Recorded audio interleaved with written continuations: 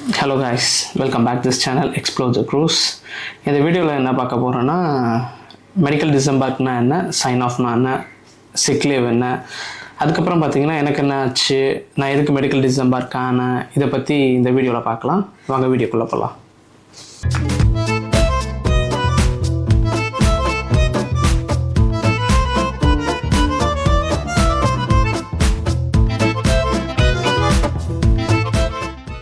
First பார்த்திங்கன்னா எனக்கு என்ன ஆச்சுன்னே பார்க்கலாம்.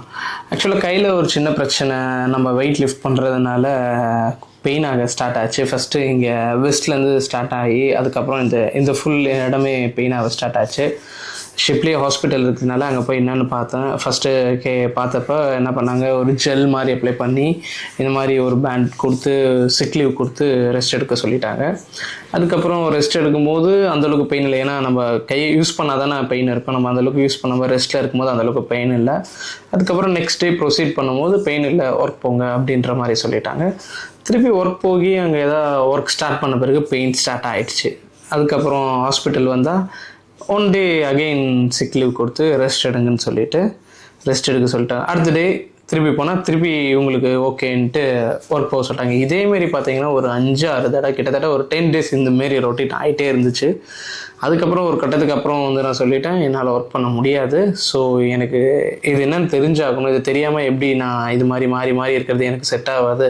என்னால் ஒர்க்லேயும் கான்சன்ட்ரேஷன் பண்ண முடியாது, கேபின்லேயும் சும்மா இருக்க முடியாது. ஏன்னா ஃபஸ்ட்டு 1 day 2 day உங்களுக்கு கேபினில் சிக் லீவில் ஜாலியாக இருக்கிற மாதிரி இருக்கும். அதுக்கப்புறம் பார்த்திங்கன்னா ரொம்ப போர் அடிக்க ஆரம்பிச்சிடும். நம்மளுக்கு ரெஸ்ட்ரிக்ஷன்ஸ் இருக்குது, எங்கேயும் போகக்கூடாது, சுற்றக்கூடாது அப்படின்னால நம்மளுக்கு போர் அடிக்க ஆரம்பிச்சிடும். அதனால் சொல்லிவிட்டு எனக்கு இது என்னன்னு தெரியணும் அப்படின்னும் போது சரி வெயிட் பண்ணுங்கள் அப்படின்ட்டு சீஃப் டாக்டரை பார்க்கலான்னு சொன்னேன். சீஃப் டாக்டர் பார்த்துட்டோன்னே என்ன பண்ணிட்டாரு, உங்களை வெளியே எங்கேயாவது சென்ட் பண்ணாங்களா, ஹாஸ்பிட்டலுக்கு எக்ஸ்ரே எடுத்து பார்த்தாங்களா, ஸ்கேன் பண்ணாங்களா அப்படிலாம் கேட்டார். இதெல்லாம் பண்ணும் போது சரி வெயிட் பண்ணுங்கள், இன்றைக்கி உங்களை நான் சென்ட் பண்ணுறேன் ஹாஸ்பிட்டலுக்கு, அப்படி இல்லைன்னா உங்களுக்கு நான் மெடிக்கல் டிசம்பர்க் தந்துடுறேன்னாங்க. அதுக்கப்புறம் என்ன ஒரு சூஸ் பண்ணி டிசைட் பண்ணி என்ன சொல்லிட்டாருன்னா, பெட்டர் நீங்கள் மெடிக்கல் டிசம்பர்க் ஆகுங்க, இந்தியாவிலே ட்ரீட்மெண்ட் பண்ணிக்கோங்க, அது உங்களுக்கு பெஸ்ட்டாகவே இருக்கும். அவங்களுக்கு டைப்பில் 2 கிளினிக் அங்கே இருக்குது, மும்பை கோவாவில் இருக்கும், நீங்கள் அங்கேயே கூட எடுத்துக்கலாம். அப்படி இல்லைனா உங்களுக்கு எங்கே விருப்பப்பட்ட இடமோ அங்கேயே கூட எடுத்துகிட்டு பில் சப்மிட் பண்ணிக்கலாம்னு சொல்லிட்டு என்ன மெடிக்கல் டிசம்பர்க் பண்ணிட்டாங்க ஆக்சுவலாக. அதுக்கப்புறம் நான் வீட்டுக்கு வந்துட்டேன். இப்போ ட்ரீட்மெண்ட் ஸ்டார்ட் பண்ணிட்டேன். இதுதான் எனக்கு நடந்துச்சு. நம்மளுக்கு என்ன தான் யூரோப் மெடிக்கல் ஃபெசிலிட்டி ஆகும்னு சொன்னாலுமே நம்ம இந்தியா கம்பேர் பண்ணும் போது வேறு எங்கேயுமே அந்தளவுக்கு பெட்டராக இருக்க மாதிரி தோணாது நம்மளுக்கு. சிங்கப்பூர் இந்த மாதிரி சில கண்ட்ரீஸில் நல்லாவே இருக்கும். பட் இந்த கனடா இந்த மாதிரி யூரோப்லாம் பார்த்தீங்க வச்சுங்களேன், வெயிட் பீரியட் ரொம்ப அதிகமாக இருக்கும். வெயிட்டிங் பீரியட் ஷிப்பில் டிஃப்ரெண்ட், பட் இருந்தாலுமே நான் லேண்ட் பேஸ்டில் சொல்கிறேன் பாருங்கள். ஒரு சின்ன சர்ஜரினாலும் நம்ம 3 months 1 monthக்கு மேலே வெயிட் பண்ணதாக இருக்கும். டாக்டர் அப்பாயின்மெண்ட்டுக்கே நம்மளுக்கு லேட் ஆகும். பட் இந்தியாலாம் அப்படி இல்லை. ஈவன் இந்த சர்ஜரி கூட நம்ம வித்தின் a day 2 daysலேயே ஈஸியாக பண்ணிடலாம். அங்கே அப்படி இருக்காது. அதுமாரி மெத்தட் ரொம்பவே டிஃப்ரெண்ட். அவங்க பார்க்குற மெத்தட் இது நம்ம ஊராக இருந்தால் பட்டுனே இப்போ இதை பார்த்து என்னன்னு சொல்லுவாங்க, எல்லாம் சுளுக்கு எடுத்து ட்ரை பண்ணுவாங்க, இது பண்ணுவாங்க. பட் அவங்க மோஸ்ட்டாகவே அதெல்லாம் பண்ண மாட்டுறாங்க. எப்போதுமே ஏதாவது பிரச்சனைன்னு போனால் ஃபஸ்ட்டு இது மாதிரி இப்போ பெயின் ரிலேட்டட் பிரச்சனைக்கு போனால் பெயின் கில்லர் கொடுத்துருவாங்க. இந்த மாதிரி ப்ராப்ளம்ஸ் அதேமாரி சின்ன விஷயத்தையே பெருசாக்கிடுவாங்க. இந்த மாதிரி அங்கே பண்ணுறது எல்லாமே கொஞ்சம் காம்ப்ளிகேட்டடாகவே இருக்கும். நம்மளுக்கு மோஸ்ட்டாக இந்தியாவிலேருந்து போகிற இந்தியன்ஸ் யாருமே அங்கே ப்ரிஃபர் பண்ணவே மாட்டாங்க. எல்லா மெடிக்கேஷன்ஸும் நாங்கள் எப்போதுமே வச்சுருப்போம். மோஸ்ட்டாக அங்கே போகவே மாட்டோம். எது தேவைப்பட்டாலும் நாங்கள் யூஸ் பண்ணிப்போம். பெரிய பிரச்சனைனா மட்டும்தான் ஹாஸ்பிட்டல் போவோம். அந்த ஹாஸ்பிட்டல் போகிறது ரீசனே எதுக்குன்னு பார்த்தீங்கன்னா வச்சுங்களேன், இது மூலயமா இப்போ சப்போஸ் என்னால் முடியல, நான் ஆட்டோமேட்டிக்காக நானாக மெடிக்கல் டிசம்பர்க் ஆகிறோன்னு சொல்ல மாட்டேன். அப்படி சொன்னால் நம்ம இதனால தான் மெடிக்கல் டிசம்பர்க்கு ஆகிறதுக்காக தான் நம்ம இது மாதிரி சொல்கிறோன்னு சொல்லிட்டு நம்மளுக்கு ஒழுங்காக ப்ராப்பராக ரெஸ்பான்ஸே பண்ண மாட்டாங்க. அவங்களா சொல்கிற வரைக்கும் நாங்கள் வெயிட் பண்ணுவோம்.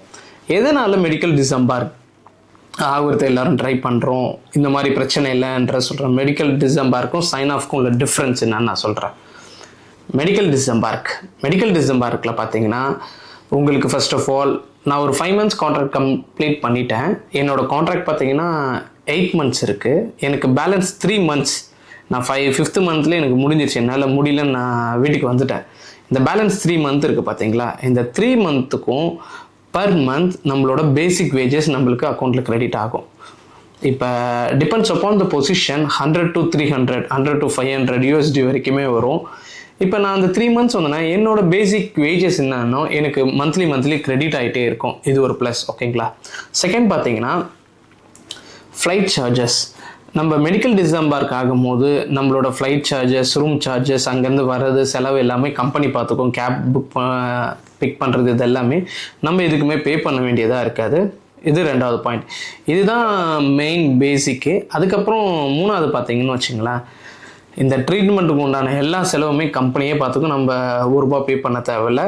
நம்ம அவங்க கம்பெனி டைப்பில் இருக்க கிளினிக்லையும் பார்க்கலாம். அப்படி இல்லாத போது ரொம்ப ஃபாராக இருந்துச்சுன்னா நம்ம வீட்டு பக்கத்துலேயே கூட ரெப்யூட்டட் ஹாஸ்பிட்டலில் பார்த்துட்டு எல்லா பில்ஸுமே நம்ம சப்மிட் பண்ண பிறகு நம்மளுக்கு தந்துடுவாங்க.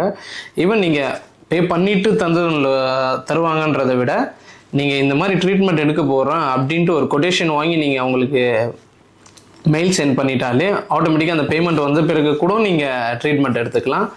பெரிய அளவுக்கு ஆப்ரேஷன் சர்ஜரிஸ் மாரி போகும்போது மட்டும் 1 day பிஃபோராக வந்து நம்மளை வந்து இன்ஃபார்ம் பண்ண சொல்லுவாங்க. ஈவன் எனக்கு தெரிஞ்ச கொலீக்ஸ் எல்லாமே ஆல்மோஸ்ட் 2 lakh கிட்டேயே கவர் பண்ணியிருக்காங்க. ஸோ அதெல்லாம் பார்த்தீங்கன்னா இந்த சர்ஜரி இது மாதிரி இருக்கும்போது 2 lakhs கிட்டே பண்ணியிருக்காங்க, கிளைம் பண்ணியிருக்காங்கன்னு சொல்லியிருக்காங்க. ஸோ நம்மளுக்கு அந்தளவுக்கு ப்ராப்ளம் இல்லை. ஸோ பிரச்சனை இல்லை. இப்போ ட்ரீட்மெண்ட் எடுத்துகிட்டு இருக்கேன், பார்ப்போம் என்னான்ட்டு. அதுக்கப்புறம் சிக் லீவ் பார்த்தீங்கன்னா பர் வீக்குக்கு 2 times தருவாங்க. ரொம்ப முடியாத டைமில் 3 times கூட தருவாங்க. மோஸ்ட்டாக என்ன பண்ணுவாங்கன்னா ரொம்ப நாள் தர மாட்டாங்க. அவங்க நம்மளை ஷிப்பை பொறுத்த வரைக்கும் இந்த டாக்டர்ஸ் எல்லாருமே எப்படி இருப்பாங்கன்னா முடிஞ்ச அளவுக்கு நம்மளை ஒர்க் சென்ட் பண்ணுறதுக்கு தான் புஷ் பண்ணிகிட்டே இருப்பாங்க. ஈவன் 1 day சிக் லீவ் எடுத்துட்டா கூட நெக்ஸ்ட் டே வந்து உங்களுக்கு ஓகே ஆகிடுச்சு நீங்கள் ஒர்க் போங்க அப்படின்ற மாதிரி தான் சொல்லுவாங்க. 2 நாள் 3 நாளுக்கு மேலாம் இருந்துச்சுன்னா அவங்க என்ன பண்ணுவாங்கன்னா டாக்டர் எடுத்து இவங்களுக்கு இதை க்யூர் பண்ண முடியுமா, இல்லைனா மெடிக்கல் டிசம்பர்க் பண்ணிடலாம், இல்லைனா இதை மேனேஜ் பண்ண முடியுமா, நீங்கள் ஒர்க் பண்ணிகிட்டே கொஞ்சம் பொறுமையாக ஒர்க் பண்ணுங்கள், பெருசாக நீங்கள் தூக்காதீங்க, வெயிட்டு தூக்காதீங்க, இது மாதிரி உங்கள் ஷெஃப்ட்டையோ இல்லை உங்கள் சீனியர்ட்டையோ சொல்லி இந்த வேறு ஒரு ஒர்க்கை சேஞ்ச் பண்ணிக்கோங்கன்ட்டு நம்மளை இது பண்ண பார்ப்பாங்களே தவிர லீவ் தரவே மாட்டாங்க. அதிகபட்சம் ஒர்க் சென்ட் பண்ண தான் பார்ப்பாங்க. இதனால் பார்த்திங்கன்னா நம்ம சிக் லீவ் இருக்கும் போது நம்மளுக்கு வந்து சேலரி நோ கட், நம்மளுக்கு ஃபுல்லி பெய்டு தான். எத்தனை நாள் இருந்தாலுமே அதோட நம்ம ஒர்க் பண்ணால் என்ன சேலரி கிடைக்குமோ அந்த லீவ்லேயும் நம்மளுக்கு அந்த சேலரி தான் இருக்கும். இதுவும் one of the reason sick leave தராததுக்கு. அதுவும் இல்லாமல் இந்த பர் வீக் அந்த 44 hours 50 hours நம்ம ஒர்க் பண்ணியே இருக்கணும். ஸோ அதனாலேயும் நம்மளை வந்து அதிகமாக லீவ் தர மாட்டாங்க. முடிஞ்ச அளவுக்கு ஒர்க் போக சொல்லி தான் சென்ட் பண்ணுவாங்க. ஸோ இதுதான் சிக் லீவ். ஓகே கைஸ், இதுதான் இந்த வீடியோ. ஸோ உங்களுக்கு இதில் கொஞ்சம் கிளாரிஃபிகேஷன் வந்திருக்கும்னு நினைக்கிறேன். என்னோடய ப்ராசஸ் பார்த்திங்கன்னா ட்ரீட்மெண்ட் போயிட்டு இருக்குது. என்ன நடக்குதுன்னு பார்ப்போம். அன்டில் ஃபிட் டு ஒர்க்குன்னு நான் எந்த டாக்டரை பார்க்குறேனோ அவர் ஃபிட் டு ஒர்க் கொடுக்குற வரைக்குமே நான் வெக்கேஷன் தான். அதுக்கப்புறம் அந்த சர்டிஃபிகேட்டை மெயில் பண்ணி ப்ரொசீட் பண்ண பிறகு தான் அவங்க அடுத்த எம்பார்க் டீட்டெயில்ஸ், அடுத்த ஷிப் என்ன டீட்டெயில்ஸுன்றதை அவங்க ஒர்க் பண்ண ஸ்டார்ட் பண்ணுவாங்க. அது வரைக்குமே நம்ம வெக்கேஷன் தான்.